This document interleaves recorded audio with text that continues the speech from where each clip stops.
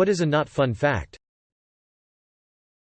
In Australia there is a plant called the gympie gympie which has such a severe sting that horses who brush against it throw themselves off cliffs because they'd rather die than continue to experience the pain. Sloths only have enough energy for their weekly toilet trip to the jungle floor.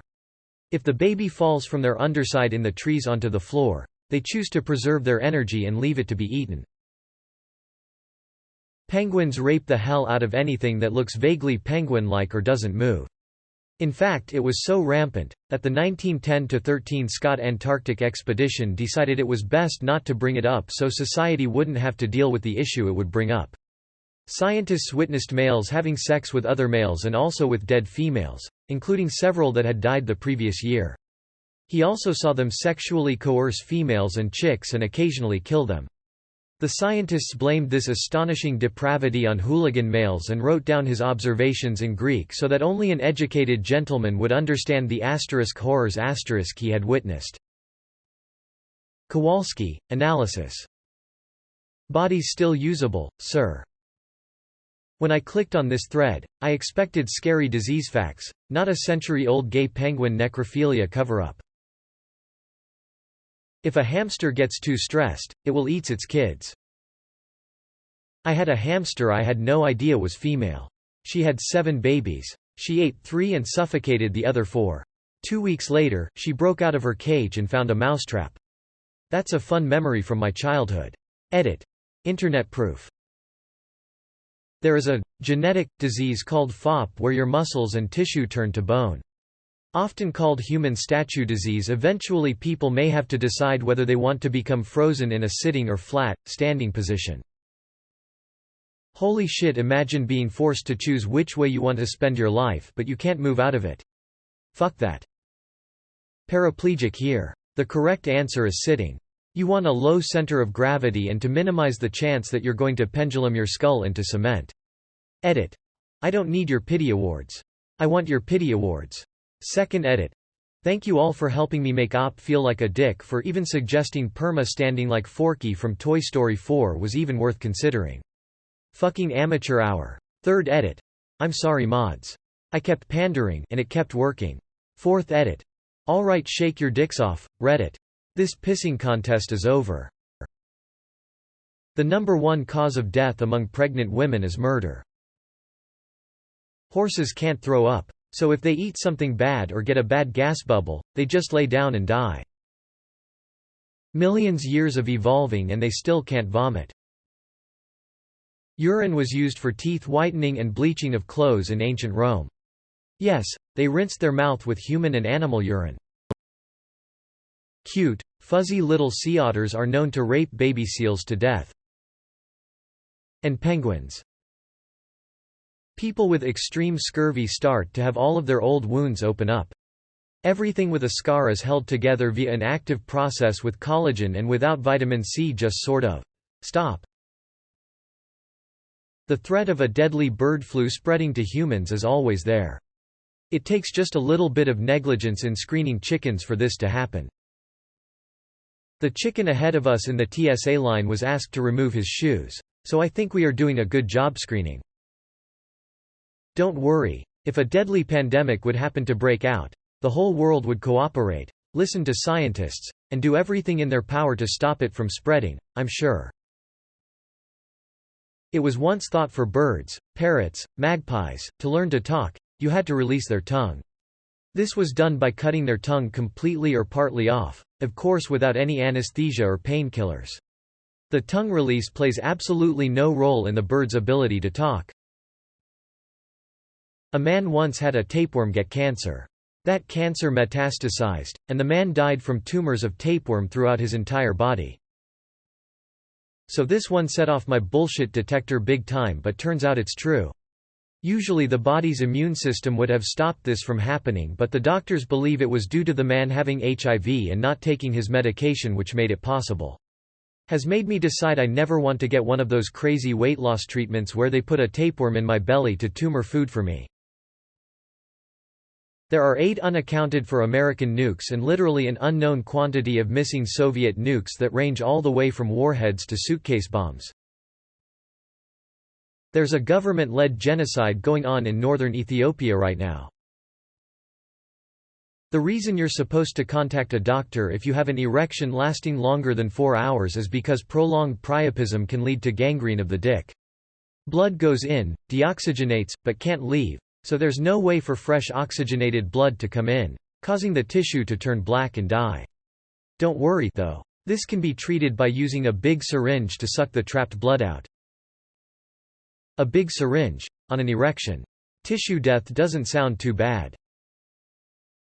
Despite being the largest mammal, blue whales do not have large assholes. They defecate with an anus the size of a grapefruit. Blue whales do not have large assholes. They defecate with an anus the size of a grapefruit. We now know what Panty Assassin 18 considers a large asshole. The little girl who voiced Ducky in the first Land Before Time was murdered by her father before the movie came out. Her gravestone says yep yep yep. Most power outages in the US are caused by squirrels. Those fuckers are up to something. Male dolphins like to hunt fertile female in groups and hound them because they are unwilling. The females are often injured during this, some even die. They will also kill any young that are with the females just so they can breed. Killing the baby to them is just getting rid of a distraction to the mother, hoping they'll become fertile sooner, more willing to mate. Genetics are brutal. There is such a strong drive to replicate DNA that it will drive animals to murder to remove competitors. This is only really seen in tournament species. Pair bonding species are totally different. There is a lot of altruism in pair bonding, which is neat, but there is still a genetic struggle. In humans, the father contributes genes that pull sugar out of the mother's blood more quickly for the baby, while the mother contributes genes that slows that process down. The logic behind the father's genes, if you will, is I want this baby to be huge and strong, regardless of what happens to the mother, because this is my offspring. Who knows when I'll have another one? The mother, on the other hand, has a genetic logic like, yeah, this is my offspring, but I'd like to have other offspring, so don't mess me up too much, please. Edit. I learned all of this from Robert Sapolsky and his free Stanford course on human behavioral biology on YouTube. Binge it now. Certain sleep disorders that cause you to act out your dreams are strong predictors that you're developing a neurodegenerative disorder like Parkinson's or Lewy body dementia. I wish I didn't recently learn about it. Not me, a loved one. Oftentimes when pandas have cubs, if they have more than one they will choose which one to keep and abandon the other because she can't care for two. Grizzlies are the opposite. If they have a litter of just one, sometimes they'll abandon it and try to mate again the next year to try for a litter of multiple cubs. Sad face. Edited to add, thanks everyone. Never thought these sad bear facts would blow up.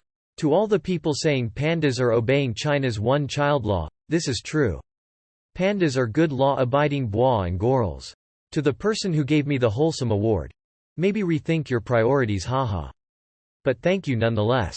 Also, I think a cub exchange program between grizzlies and pandas is a superb idea. Let's get started on Growler for bears. So realistically, I can potentially find an abandoned panda baby and raise him to become the heir to my noodle shop. You can have an aneurysm and die at any moment. Judging by post titles, this happens to thousands of Redditors on a daily basis. A blue-ringed octopus, found in the Pacific, is a tiny and cute little guy. But one painless bite gives enough venom to kill 25 male adults. Edit. Change sting to bite.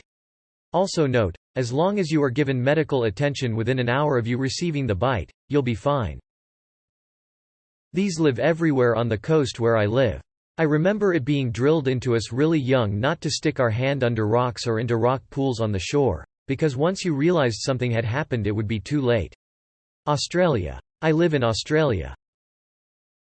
The reason dogs love squeaky toys is because they sound like small animals dying.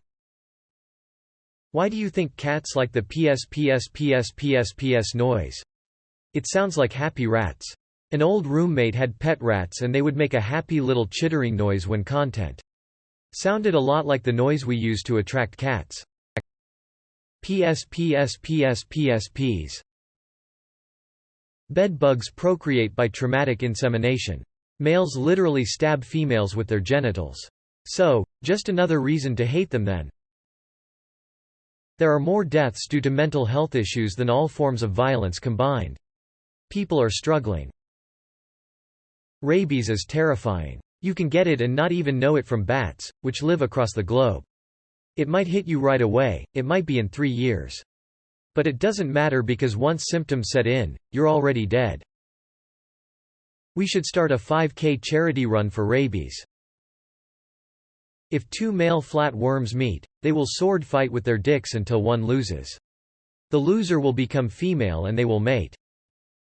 You lost the fight, now you will lose your penis privileges. Valentine's Day is a holiday with one of the highest suicide rates. Migraines and strokes carry a lot of the same symptoms, so if you suffer regular migraines you may not notice you're actually dying one day. Spider rain, you read that right, is a real and naturally occurring phenomenon. As Adele once said, set fire to the rain. Greifswald Nuclear Power Plant, 1976. The almost Chernobyl of East Germany. In short, due to a short circuit resulting in a fire, almost all coolant pumps failed. The NY Times says, a Chernobyl-scale nuclear disaster was prevented only when a single water pump in the emergency cooling system was able to draw off pressurized water heated to high temperature by the decay heat left in the reactor's core, thus preventing a meltdown. This incident became public with reunification in 1989. Some of us will die in a few hours. Edit. Holy crap, I just came back. What happened to this account I made for Rocket League? He died a long time ago, dude. During WW1 thousands of dogs were taken from families for the war effort, and when the war was over most of them were just shot because it was cheaper than feeding them for the trip home and finding their homes. Yep. My great-uncle was in Vietnam as an MP, military police, and trained a German shepherd, named Ox, from the time it was a pup until he deployed. He spent over a year in Nam and he begged to pay the military to take the dog with him. They refused, and when the next MP came in they gave him Ox. Ox wouldn't listen to the MP, so instead of shipping it home or letting my uncle pay, they shot him. My uncle is a great dude and the story rips me up. He refused to own another dog the rest of his life because it would never be as good as Ox. Horses too. Quokkas, the world's happiest animal, will throw their babies at attackers if threatened. Same. Climbing Mount Everest has a 6.5% mortality rate. What's more harrowing is that if you die, you will most likely be left there. There's currently over 200 dead bodies on Everest that are irretrievable, and now serve as markers for other climbers. Not a bad place to eternally rest, but upsetting for those left behind who can't give you a proper burial. Climbing K2, the second tallest mountain in the world, has a fatality rate of 29%. Annapurna, the 10th tallest mountain in the world, has a fatality rate of 32%. In countries that require you to opt in to organ donation, fewer than 15% of people register. In the US, an opt-in country, 18 people die every day waiting for an organ transplant. Opt-out countries see over 90% of their population registered for organ donation. Edit. Glad this started a conversation. Here's the source I used. The image that most people have of blobfish is based on a misconception. People think that's what they look like all the time, but blobfish adapted to live in deep waters, which means the deeper you go, the more water pressure there is. Their bodies are not meaty like fish but more gelatinous because they adapted to the water pressure. If you accidentally pull them to higher levels but with less water pressure, their bodies don't handle it well. There's nothing keeping their bodies intact, so their bodies explode. Basically, every photo you've seen of a blobfish where they look big and pink and, of course, blobby is a photo of a dead blobfish. Merchandise and cartoons designed after what they look like dead. Hell, they're referred to as what they look like dead. You can smell your own lungs. Your brain just filters out the smell. Hitler admired America for the way we treated the Native Americans during the Trail of Tears.